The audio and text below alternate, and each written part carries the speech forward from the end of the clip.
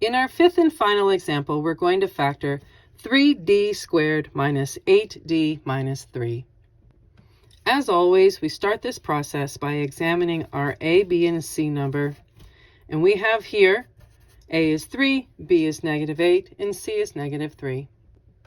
Looking at our first graphic organizer, where the top triangle is always a times c, we see that we are multiplying 3 times a -3, making a product of -9, while there is b in the bottom triangle that happens to be a -8. In our second graphic organizer, let's tear apart -9 from the top part of our box in our top triangle. And again, because 9 is negative, we really have to look at pairs of positives and negatives and change their locations to see what is found.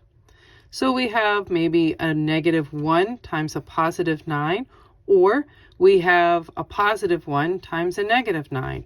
We could also have a -3 times a +3, or even a +3 times a -3, but that would be a moot point because it would be the same thing.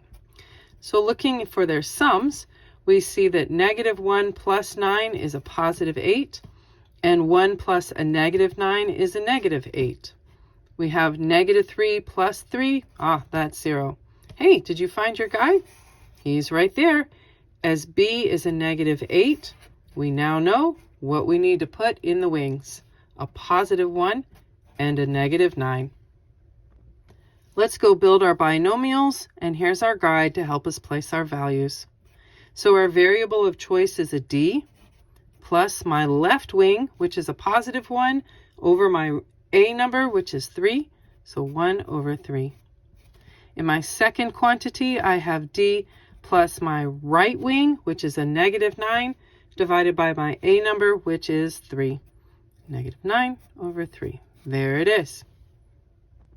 We quickly see that the only thing that can reduce is -9 over 3.